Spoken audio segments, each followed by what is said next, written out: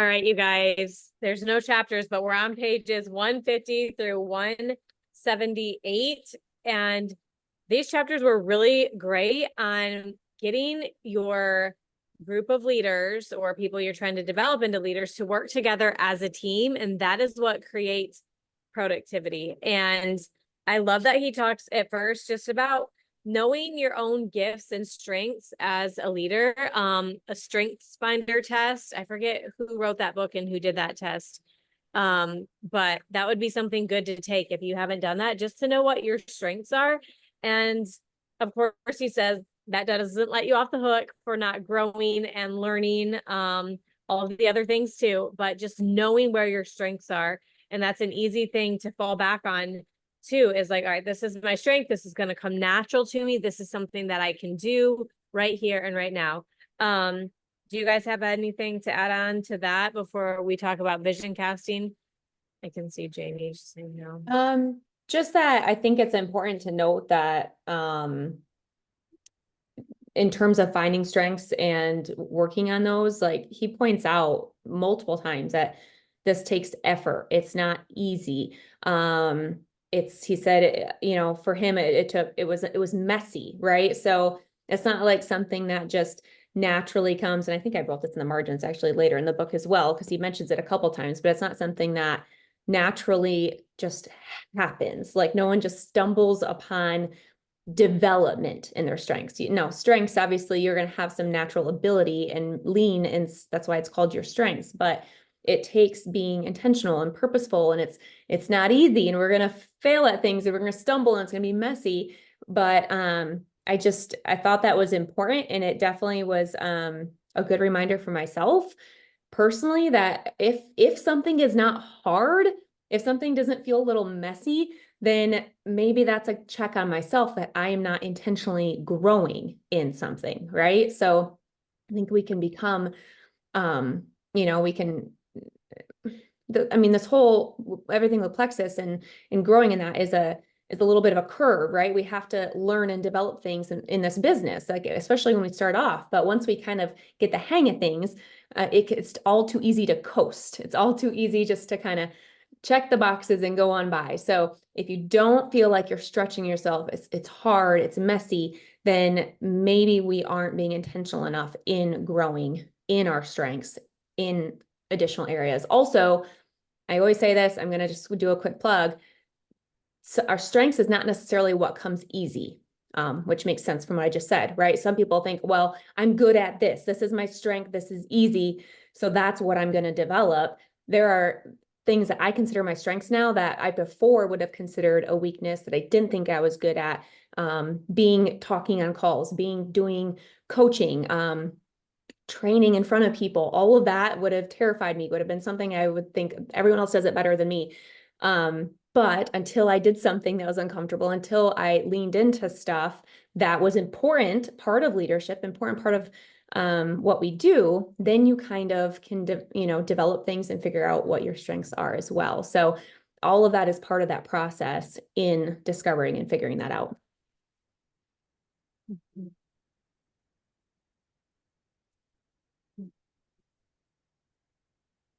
All right. Are you unmuting, Sal? Well, I just didn't have anything to add really. That was so good.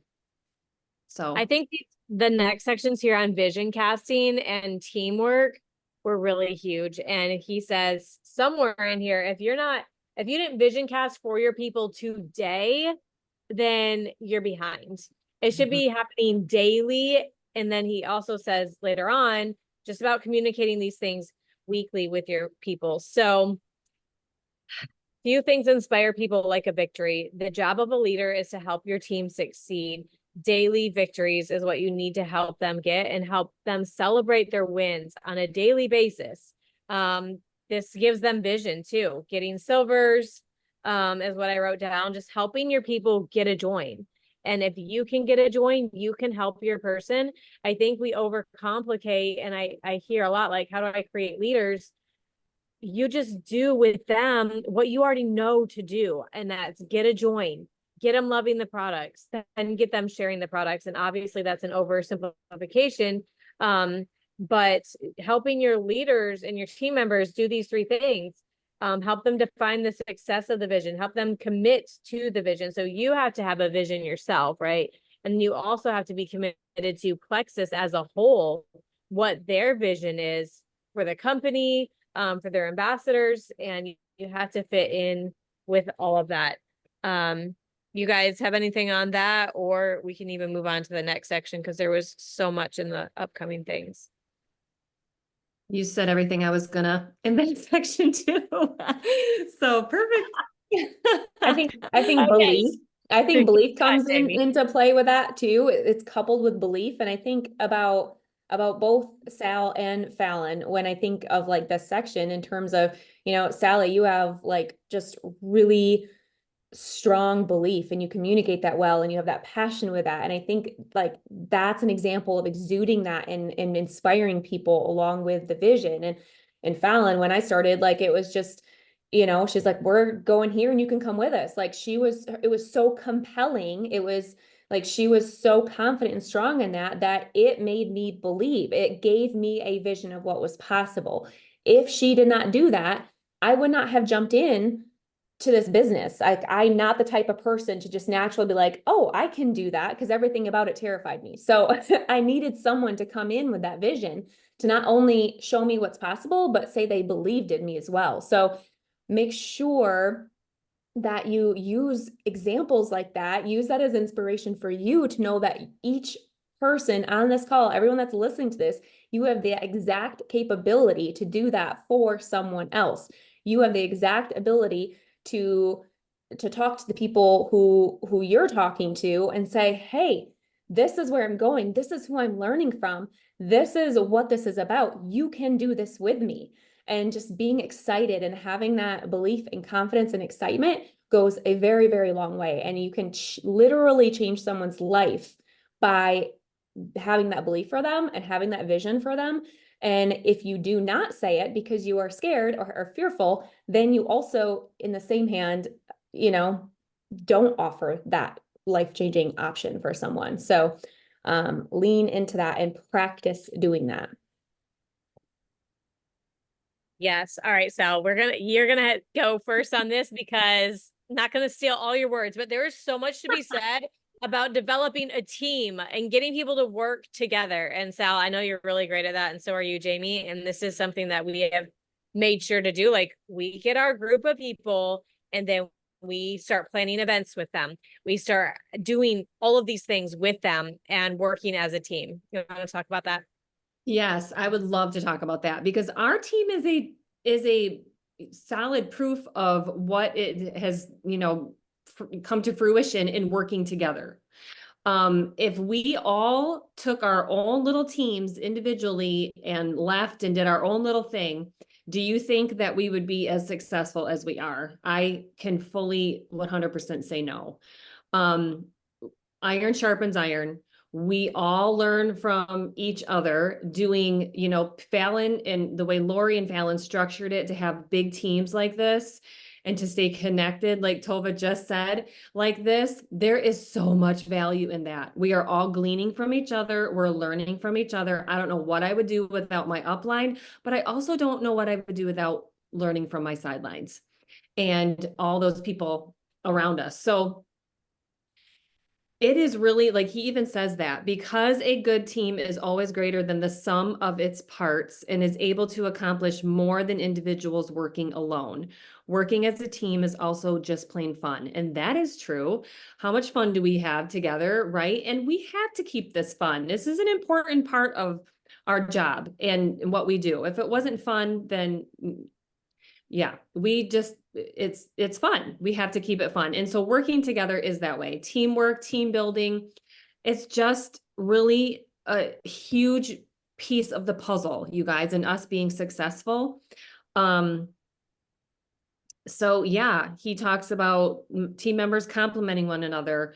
Leaders should make that happen. So what does your team culture look like? What are you doing in your small chats with your individual team, in your groups and whatever? Do you have a strong team culture? Are you all encouraging each other? I like to call it competitive oh, now I can't remember what I call it. I'm drawing a blank, but competition, healthy competition, something like that, right? Like it's good to say, okay, I'm gonna race you to 5 joins this month, Shelly, or whatever. And you know, that healthy competition, that's good. Encourage each other, challenge each other.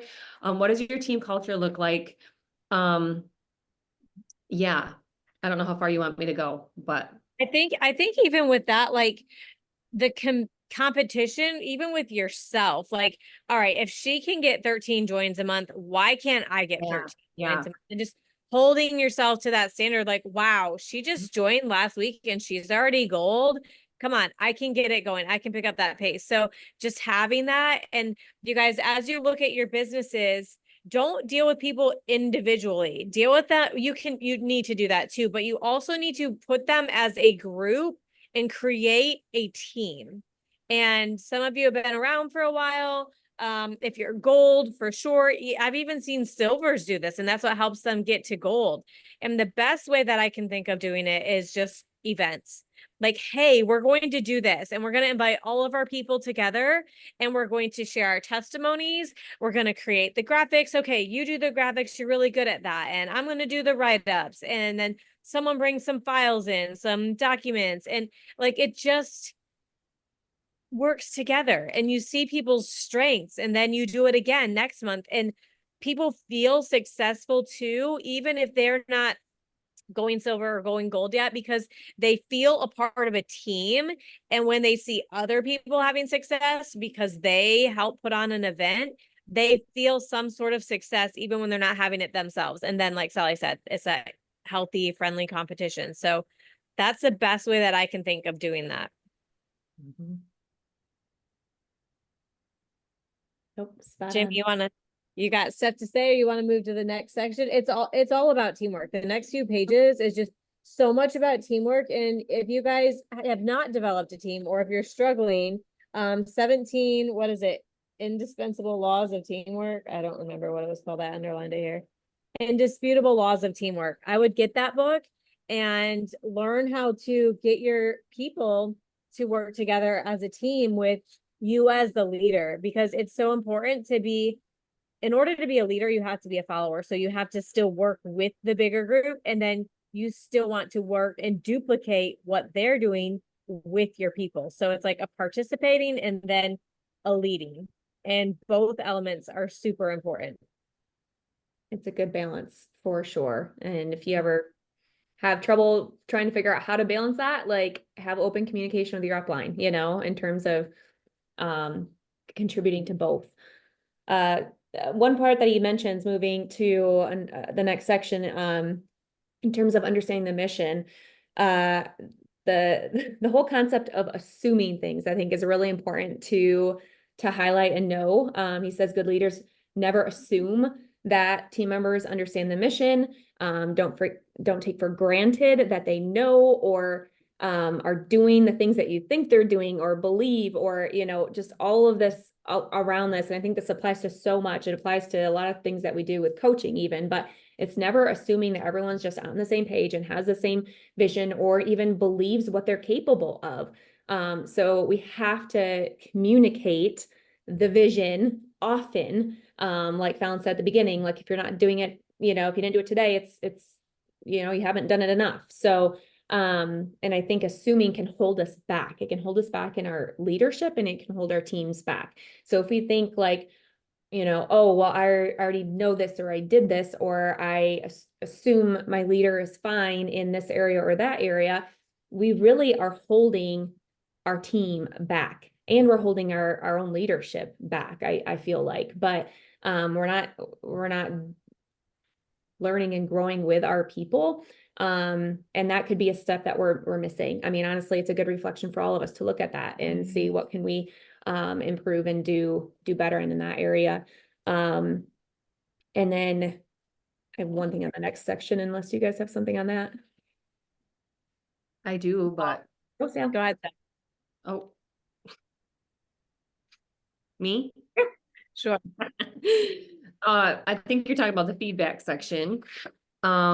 And I love this one because in a way, it's a little bit about confrontation, because sometimes giving feedback can be a little uncomfortable. Not necessarily confrontation, but just like uncomfortable, maybe, right? Giving feedback, helping your peer person. And I remember this was hard for me until Jamie said to me, remember that when you are giving feedback or constructive criticism or whatever, if you're not telling them that, if you're keeping that from them, that is holding them back. So, right, that is keeping them from moving forward. So if you are afraid to give constructive criticism or feedback to your level one, to whatever, to your team members, because you know something is holding them back or could hurt, is hindering their business, don't be uncomfortable. You are helping them by sharing that with them. And sometimes I know it's a little scary, but they're not going to get better and your team's not going to grow if you keep that to yourself because it's uncomfortable. Okay. And honestly, like, I want to know what I'm doing wrong and how I can improve. Shelly tells me all the time, she says, Sal, tell me what I can improve on. I want to know. That is so good, right? Be that person. Go to your upline and say, what do you see that I could improve on? What do you see on my socials or in my chats or in my leadership or whatever that I could improve on? Tell me, I want to know. And he even says that a lot of times people want to know how they're doing. They want to succeed, right? And if they're not succeeding, most of the time they want to know how to make adjustments to improve. So don't be afraid to talk to your team about that. Yeah, for sure. And then I'm such a red personality. I don't know how I got this trait, but when somebody will tell me like I'm doing something, I will be like, oh my gosh, okay, what do I do to fix it? Like I would just want to fix it. Like if there's something small, like I can't be having that happen in my life. Maybe it's a perfectionist side of me. I'm like, oh, they noticed this, I need to fix it. But when your upline or somebody says something, don't get defensive right away. Just be like, okay, when Lori told me I was negative, I did not believe her, but I was like, okay, let me read the books. And it changed my life. So I was like, maybe she was right. Or maybe I just need to communicate in a different way. Like maybe I disagreed and I wasn't negative in every area and I could see the positivity in my mind, but still focusing on just like changing a little bit in whatever area it is that somebody notices. If you can be open instead of defensive, it really makes a huge, huge difference. And then I love where he talks starting on page 160 about productivity in and of itself. Just the key to being productive is prioritizing and doing the most important things first. He says we're really busy doing lots of to-do lists and trying to do momentum by doing and doing and doing more and more and more. And that's not always the answer. I like the idea of a what not to do list. Like I'm going to stop laying in bed for 30 minutes before I get up and work out. Like some little things that we have to look at in our lives. On 162, he says, if you're early in your career or new to leadership, your must do will probably be the largest. And somewhere he says that basically being a level 3 leader is easier than being a level 2 leader. The higher you go in your leadership, it's actually easier. It might seem like, okay, I got to do this and I got to do this and I got to do this, but it is so much easier. And I think Jamie and Sal and I can say that. And it's not because we stopped growing, but we just have enough of a foundation of continual growth. And I'm going to stop here after I talk about this. It kind of goes in with the productivity, but momentum. Momentum provides the energy needed for change. And I thought this was probably one of the most important parts in these pages that we read. Get your business going in any direction, page 163, and you will find it easier to make changes to move it in the right direction. Any direction, any movement. Don't overthink starting to do events. Don't overthink doing reach outs. Don't overthink doing a reel a day or posting 3 times a day instead of once a week. Like whatever it is that you're challenging yourself, it's going to be so much easier to create momentum because you're already creating it. You just have to get going, and then the direction will work itself out. So I love that.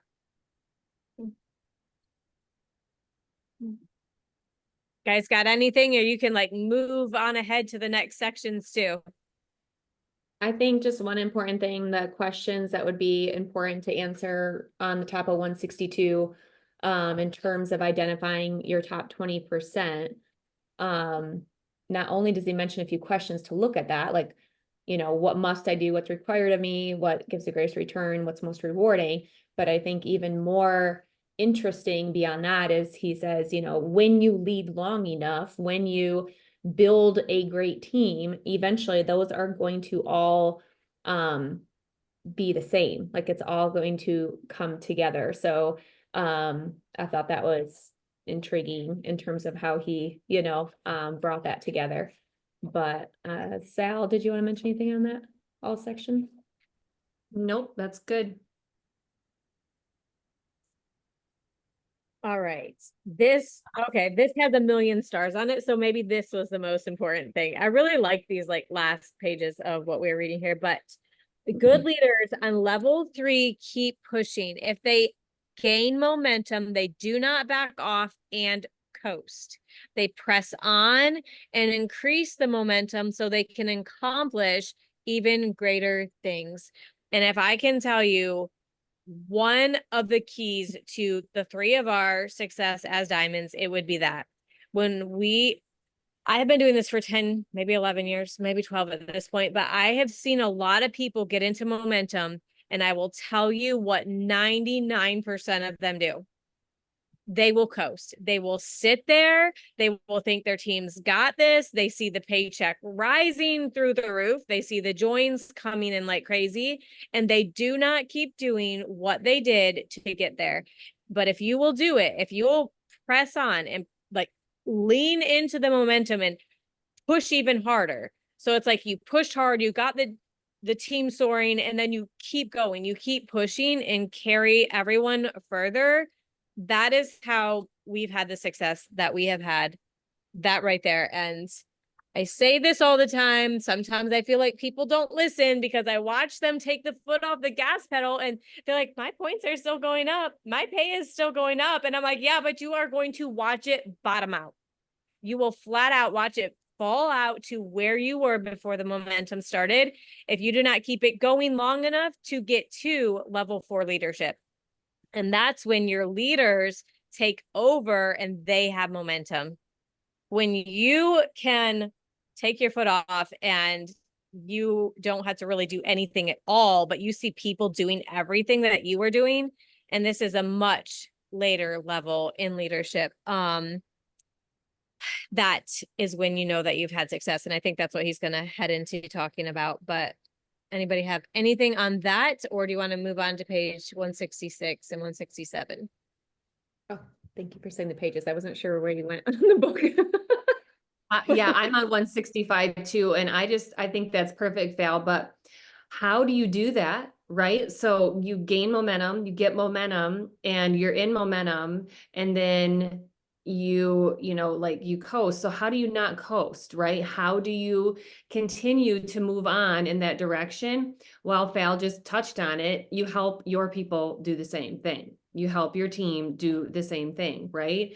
Because a lot of people get to that place, but like he says, they don't capitalize on that success, right? So you have to, he says right here, this is how you do it. You remain focused and productive.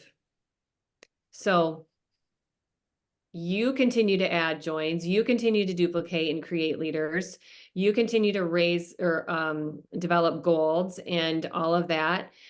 Stay productive, stay focused, and then also cultivate and preserve positive relationships. I love that he said there in there too, because it is about relationships with your team, right? You can't just get people to where, you know, you want them and go to the next one or whatever. You got to preserve, continue to cultivate, continue to nourish, grow, encourage what you have, to keep growing and keeping momentum. I remember when I hit emerald. And Phallin, I think you mentioned this on a previous call, was or a previous one of these chapters earlier probably, but I remember you saying like, okay, are you ready to keep going? Like I hit emerald, and I remember her saying, are you ready to keep going? And I'm like, that's a stupid question. Of course I'm ready to keep going. I'm like, yeah, I'm not, like, my goal is diamond. I'm not stopping, you know? But in hindsight, it's like, that's what this is talking about right here, because I was in momentum and it's like, okay, are you ready to keep going? And I'm thinking, well, duh, of course. But I was also exhausted. And I think I actually had just had Brinley, and just we're in momentum and whatever. So I'm like thinking, yep, we're going to keep going at the same pace. We're going to hit sapphire, we're going to hit diamond, like everything's going to stay at the same pace. I feel like I'm doing everything the same. I feel like whatever. But in hindsight, looking back, I didn't stay at the same pace. And it took me, instead of thinking like, oh, okay, I'm gonna, within 6 months I'll be sapphire, within the year I'll be diamond. It was a couple of years until sapphire, I think. But the point is, the pace changed. And looking back, I think I got into management mode a bit, and it wasn't until I realized that and got into developing new leaders again, not just helping my current team get to where they're at. I had to find and develop new people along with helping my team. That was when the momentum years later picked up again. So it took me looking back later, thinking I was doing everything the same. And I think sometimes we can get caught with that, and our team can get caught with that, thinking we're doing everything the same. Maybe we worked really hard or pushed hard at something, and then we're tired, and then we without realizing it, change our activity or change our focus or change our intentionality, whatever it is. So it's something that we have to be. It's not just easy to like stay in momentum, because it takes being mindful and honest with ourselves of what we're actually doing. I think because when you're in momentum, it's not like tiring, like up all night with the baby crying or something, but you're tired. You can get tired from always being excited, always being on for your people. I don't make the paycheck that I make, and diamonds don't make the paycheck that they make because it was easy. There are times when you're tired, and that's probably why I asked you that, Jamie. I was probably like, okay, she just hit emerald really fast. She's probably going to be tired. She can't get tired yet, because John Maxwell says, if you get momentum, do not let go of it. Don't take it for granted. And I know some of you have momentum now, or have had it, or are getting into it. I can see your joins coming in. I can see the rank ups. Don't let go of it. Keep doing those things, and do not get into management mode. Like Jamie was saying, I think that's the biggest risk factor with that, is you start managing your people, because there is an aspect that you do have to manage, but you still have to work. And John Maxwell talks about that with your you have to work on your priorities first, and then you help manage the team and their top priorities. So this is the next section here, is basically about people and who you attract. This was really good, and I know it's almost time for questions here. It is time, but anyways, because if we do, you possess the same characteristics of the people that you want to attract. We do not attract who we want, and we attract who they are. And this is one of the questions I have my leaders and myself ask a lot. It gets so bad with us asking. We like see a negative trait and we're like, oh my gosh, is that what I do? And like having to, like, is this what I have attracted? And looking at our people. And I've had to do that really early on in my business too. And sometimes it's great. And when I attract good leaders, I always feel like it's nothing that I did. Like, this is not me. This is just a God thing. And then when people aren't like the greatest leaders, I'm like, oh my gosh, is this who I really am? Like, what is this? So I think being mindful, sometimes it's the way we post, sometimes it's the way we communicate, but birds of a feather flock together. What else, you guys? I know we got to speed through these last 10 pages.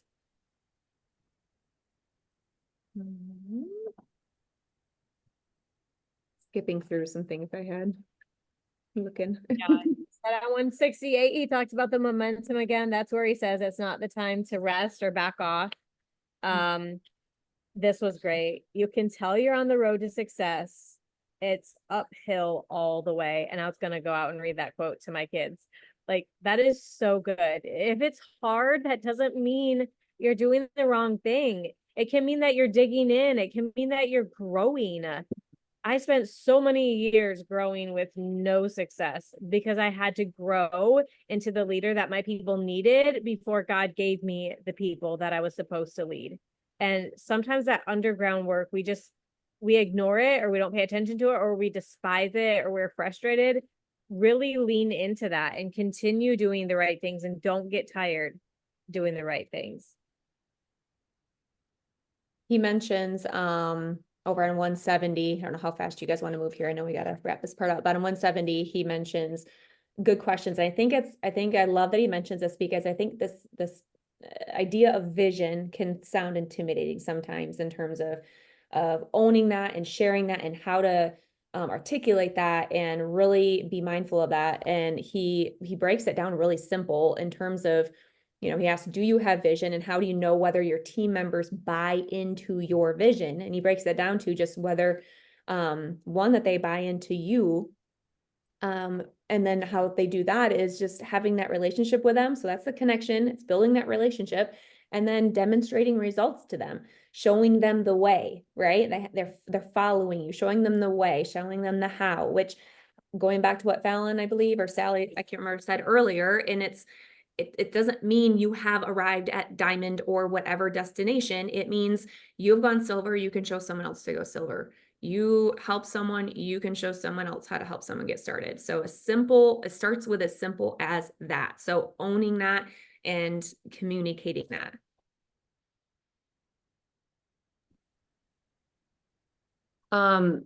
Yeah, I just want to mention on pages 171, 172, 173, around there, just how he emphasizes people being your greatest asset, and kind of the theme of the whole, section that we've been studying tonight is raising up leaders. And John is so good at sharing and telling us how he did that in his life. And he wouldn't be who he is today without developing leaders under him. What's better than excellence at your work? Developing people so they can lead with you. Great leaders measure themselves by what they get done through others. So people and developing them is your team's greatest asset. I mean, you have to think, it's not a selfish thing to think about yourself when you're leading a team, because you have to develop yourself too, but you have to have the mindset of, how can I help my team reach their goals? Because naturally, once you do that, then you're going to, right? You're going to grow and reach your goals at the same time by helping your people. So it's really dying to yourself in this business a little bit, and it's doing what your team needs. And growth, he says, is intentional. And you got to be really intentional. And that's what Phal was saying too. It's hard to do that sometimes, right? We get tired of being on all the time, but you really do have to be intentional with how you're leading yourself and how you're raising your leaders up too. Yeah, I mean, it's gonna make a huge difference. I love that he says you cannot overinvest in people, and the people that you need to invest in are the momentum makers, the ones that are producing and that's why I say, like, you're here for a business.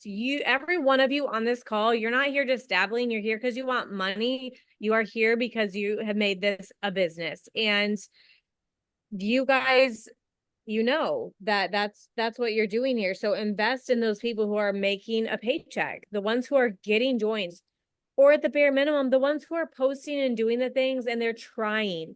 Invest in those people. If they are showing up, you don't want to drag someone who said that they're doing the business and they want to go diamond a month ago. They posted once, they're not responding to you, they're not asking you questions.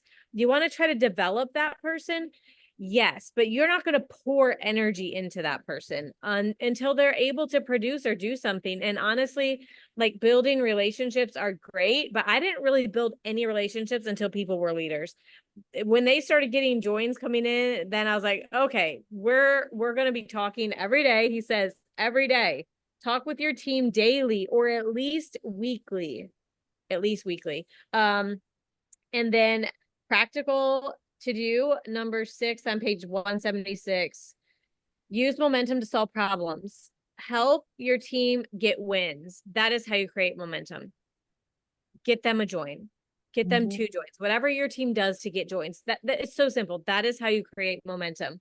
And then he talks again about like the producers and momentum and all of that. And then I just wanted to say one last thing, and then we can take questions unless you guys have something to add here. But page 175, leaders make the same mistake some parents do, and that's they expect people to do as they say, not as they do. And your teams are not fooled. Your prospects are not fooled. If you are trying to get your team to work, but you're barely showing up for 5 or 10 minutes a day, don't expect your team to work more than 2 minutes a day. They will do half of what you're doing, which is why I would work 8 hours a day, because I had decided that the perfect day was 4 hours a day, and not saying that that is the answer, but that's what I had decided. So I committed to what was my conviction, and I worked 8 hours a day. I had like this image on my computer is like a wolf leading the pack, like the speed of the leader is the speed of the pack. And I was like, if I'm going straight to diamond, they're going straight to diamond. We better get moving. And I knew that all depended on me. So just wanted to end with that. You guys have anything before we take questions? You can raise your hand if you have a question while they're wrapping this up. Only to just take the time to be mindful of some of the questions that he gives in the last like few pages there, because I think they're really good. I mean, he says to make a list of your responsibilities. He says Yes. to connect, make a schedule for connecting with people if you need to. Like he gives multiple action items. So this is not helpful unless we take action, right? So make a note, do things to take action on and follow through on some of these things that he's talking about. Yeah, I agree. And Kristen Cucci put a question in the comments that I think it would be awesome if you answered that. What do you say to set up that time with someone without making them feel in trouble or resistant to the conversation you need to have? We were talking about feedback. If I can tell you something that would improve your business, would you want to know? I feel like you say that to them before there's a problem. So when I'm coaching. Oh. Hold on, Val. Oh, maybe it's just me. Can you guys hear it, Phallin? Okay.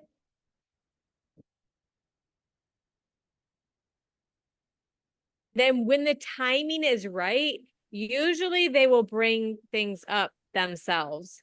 And then I can say, hey, if it doesn't supernaturally come up, just me saying it, I'll say, hey, remember that time you told me that if I saw something in your business, then I could point it out to you, a way that you could grow or improve. Well, I feel like if you would do XYZ, you are going to notice so much better results, blah, blah, blah. And then say something really positive. So when I give, oops, that's not good, Jamie. When I give constructive feedback, it's always ended with like what they're doing great, or how there's something positive, how it's really going to impact their business, how they're going to do so amazing once they start doing this, how it's going to make their life easier, those kinds of things. So I feel like I was just always having conversations. It's kind of hard to set up a time to like, shoot, when my husband says, it's like, hey, we need to talk. You're like, automatically like, what now? Like, I don't want to hear it. You already have a wall up. So I think being careful to not be like, hey, I noticed something, like that's going to make them defensive. It's really much better if you're having a conversation and then you're just kind of bring it in. It'd be easier if I had an exact example and I could probably tell you how to work it in. Pregnant. I can give you an example, Phallin, if you Yeah, want. give me an example before we take Justina's question here. Okay, so I have somebody that is working the business, and she's she's more of a dabbler. But anyhow, she, we were talking about how we are doing these in-person events that are adding a lot of value to people's lives. It's like a workshop with how to level up your health with our products. And she's like, well, I don't think we need to do the workshop at all. I just want to go straight to the products. People don't need that in their lives. I was like, that's very close-minded. But I didn't say that, but I wanted to say it. I wanted to be like, let's keep our minds open here to how we can add value to people's lives. But I shied away from it. And I noticed there's a pattern there with this particular person of like this negative bent on different things I will suggest or whatever. So that's where it's tough sometimes, like, unless I'm actively in the conversation, like you said, and then like right there can think of how to counteract it. But a lot of times I think of it later, not like in the moment. That's hard when you don't think of it until later. If you were to think of it in the moment, or you said you like when she said it, so you must have felt something. You just didn't feel like you had the best answer. So say whatever you were thinking. Like, just say whatever it was. So like, if my husband's like, I think we're going to start milking the cow after dinner. And if I have a strong opinion about it, I'm going to be like, well, let me tell you why that's not going to work, because we have baby spot, and I'll give a list. So if my team member is like, I think we just need to skip the workshop and go straight to the products, I would say, here's why there's a value in doing the workshop. This is what's really working for these diamonds, blah, blah, blah, blah, blah. And I used to do it with just the products, but what I found was having the workshop, and I'm not even sure what that is, so I can't, right. But just say it like that, like educator. And always educating everybody, always educating, and it's up to them to listen or not listen. But if it's your event for your team, you're in charge, and here's why you're doing the workshop. And then if they don't want to do that for themselves, that's on them. When they fall flat on their face, then they will come back and be like, oh, she was right. That's always a goal. Like, oh, maybe I'll listen to her. Oh, she was right. That builds rapport and respect so that next time she might not question you. And that's kind of where my thought was, is like, we can try this, and if it doesn't go well, I can kind of throw it in there after. But it would have been much better if I would have said it sooner. But yeah, thank you so much for taking that question. Yeah. Thanks. I hope that was helpful. I hope that helped a little bit. All right, Justina, go ahead. Okay, so my question is around the part where they're talking about like, what are you going to give up, right, to go up? And I literally thought about it like, I don't know, like let's say you're driving around and you have a car of all of your stuff and then your car breaks down, but you have to keep going on your journey. You're probably just going to get a backpack and pack like the most essential things, right? And continue your journey. You're not going to be like, oh, well, the car died, so we're just done. So I feel like I have a few team members who just this week, they keep reaching out to me because they're struggling in their personal life with things like self-care. And they seem to have this big conflict because I'm over here like, give up your Netflix and send some reach outs. And then they're like, self-care and like my life is so hard. And I'm like, pretty sure I understand that right now. But give up your Netflix and do some reach outs, or take a bath and send messages in the bath, because that's what I do. But it's almost like they don't think that I'm like being sensitive enough to them. And it's not that I'm not empathetic, right, of it, but at the same time, I'm like, you don't get to cry to me like that you're not getting 4 joins a month when you're also not willing to, give up your Netflix or send messages in the bath or whatever it is. Like, but I don't know how to say that in a not mean way, but I want to say it kind of in a mean way, because I'm over here dealing with my whole life sending messages in the bath, you know? So how do you guys, I don't know. It's because it goes back to how bad do you want it? I'm not even kidding. And you want it. That's why you make the sacrifices. So you can't even focus on the productivity of them because you have to get their full buy-in first, and they don't have it. So interesting. I mean, when I told Tiffany, like, we're not watching TV, she's like, yeah, I'm not watching TV. Like, she was working or the TV was in the background. Like, when they were hungry for it, it just kind of went to the wayside. And that's how you know when someone's working. I mean, we would even say, like, don't post about whatever TV show you're watching. You want to recruit a bunch of people who are watching TV. Like, they don't even need to know you're watching TV. They just need to know that you're working. Like, these are the things that we would say. So I think they just don't want it bad enough. And you have to know what their goals are and then match them. Otherwise, they will feel like you're not being sensitive, right? So I have some level ones right now. They're going through some hard things in their life, and it's obvious they're not super committed. So I don't hold them to that super committed. Like, when they call and they're upset about something in their life, I just talk about their life. And then when it gets bad enough, then they want to do plexus again. Then I'll tell them, yeah, when people die, they don't regret watching TV. They regret the things that they didn't do with their family. Do you want to continue living paycheck to paycheck? Do you want to stay broke? So there's that too. Like, they have to have the magic of thinking big. They have to want more for their life. And you can educate them on your social media too, just like wanting more for life. That builds belief in them and gives them ideas too on different things you're doing. You could literally make a post like, here's why I do what I do. I'm not watching TV anymore because I want this, this, and this for my life.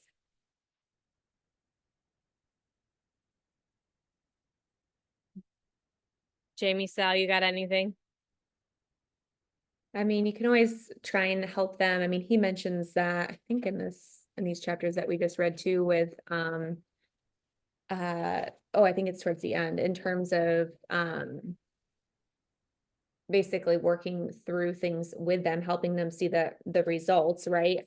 And getting them to come up with their own stuff so that it's their buy-in. So if you can even ask questions, I mean, if they're upset because they're not getting 4 joins, then taking it from that point of, okay, what do you think needs to be done differently? What do you, what was good last month? What did you do? What was not great? What do you think you can do better in? And what needs to change so that you can get those 4 joins, and see what they come up with. If they're not sure, then that's where you have that permission, hopefully, to give them the advice. And then, like Phallin said earlier, they can take it or leave it, but you've set the stage with, instead of coming at them with, you need to do this, you need to do this, you need to give this up, you're opening it up for them to kind of figure out what the solution is, what is the problem, what is the solution, or help them discover that when they're unsure. And then it's up to them to, go with that or not. And if they're saying it's their self-care, then I mean, at minimum, it could be, well, could that be a reward then for doing your behavior? If that's your self-care, you need to do your messages first, and then your reward is to watch 1 show instead of binging 4, or I don't know what they do, but but that could be something as a reward if they're worried about their self-care with that. But just another thought. That's a good thought, James. And I go back to belief and vision. Like, what have you done to build her belief in this and what she's doing, and vision cast for her? If you know any pain points or anything, I would, double check that if you haven't done that. And then I think, if she's complaining or, that she doesn't have 4 joins or whatever, I would straight up ask the question, like, do you feel that your level of productivity that, you're doing or working or whatever is worthy or going to get you 4 joins or something like that? Like, straight up, do you feel like as much work as you're putting in should equal 4 joins? Something along that route, making her realize, oh yeah, I'm not putting a lot of time in.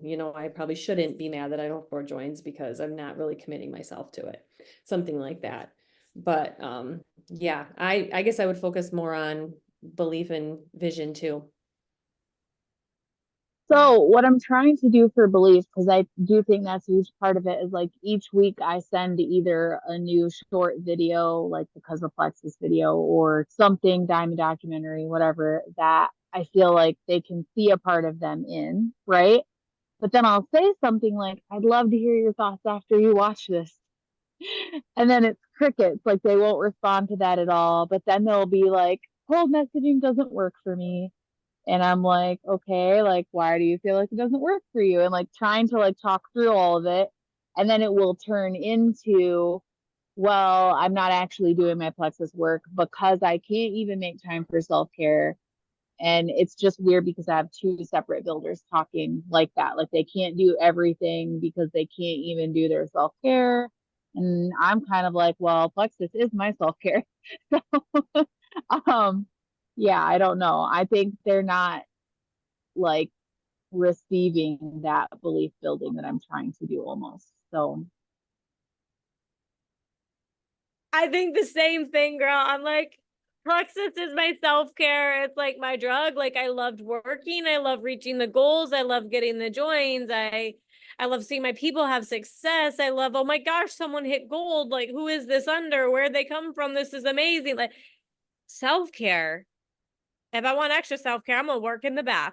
That's so funny. So I think just meeting them where they're at and pushing them a little bit further. They don't. It blows my mind. Trisha, I love you if you're watching this, but Trisha Rager, she's always watching the Hallmark Channel and TV while she does her plexus work. I don't know how she does it, but your girls can watch their TV and still do plexus. I don't at this point, and I hate TVs. I could just throw them all out the window. We watch a movie once a week and that's it. I don't think TV is the problem. I think they ought to be able to do their work while they are watching TV. I think that there have been enough people at this point that I've seen be successful. So I would take it deeper. It's not the self-care. It's not the TV. And I saw some statistic years ago that we all waste like 4 to 6 hours a day wasted time. So where else could they fit it in? They will find time just like you. And that's how you know it's not that they don't have time, because if you want something, I mean, people find time for whatever is important to them. So getting back to their belief and all of that. Eric Worre says you can build a business on the toilet. He swears you can do it on the toilet. Maybe if you're a man, that's like man hours on the toilet, but still. Yeah, if you're hungry enough, if you got the vision, you're excited, then that's not even going to come up as a, I mean, Justina, you know that. I mean, just knowing what your situation you're in and all the things that you're doing, you're hungry enough, you find that. So, I would do the big vision, and from there, just let her decide from there, and you keep finding those new business builders. And sometimes it's them seeing, it goes back to this, this level of leadership, them also seeing, you move forward. And when you move forward and she doesn't, maybe that will inspire her to jump in then, so sometimes it's timing.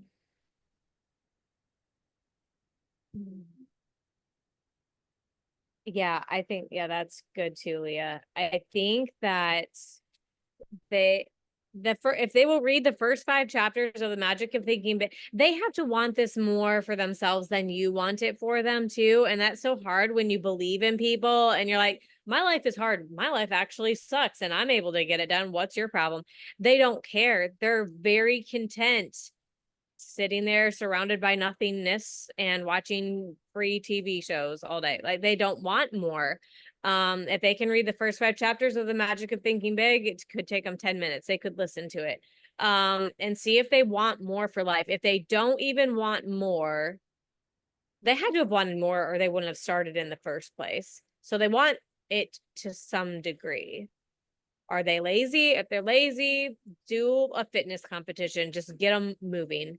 That's the quickest way to cure laziness. It gets them, oh, maybe I should eat a salad. It just, maybe I should count my steps and my water intake. And, oh, I could do 30 minutes of plexus. Just get that discipline going.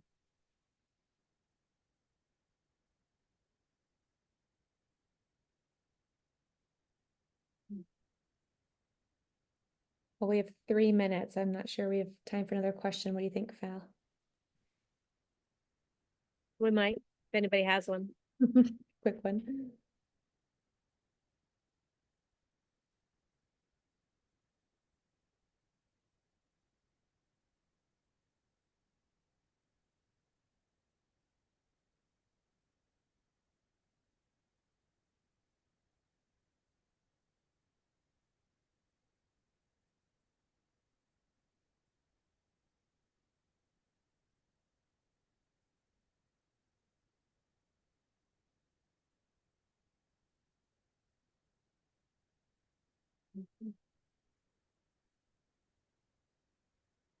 All right, should we wrap it up, guys? I don't think so. Okay, I'm not sure where we're at for next week, but obviously we're starting on page 179. But I would 100% on those last 2 pages write down these things. Make a list of your responsibilities, things that you're going to be doing, definitely a priority. And then just take inventory of your people. Somewhere in here, he was talking about what is a qualification for working with someone, and basically it was that when they enjoy you as a person and perceive you as a producer, then they have what they need to buy into your vision. So you have to like your people, and just analyzing like where they're at in their business and if they're producers and if you should be working with them or if you should be producing more people as your top priority. So look at those questions, and then we will see you guys in a couple weeks. Bye. Bye.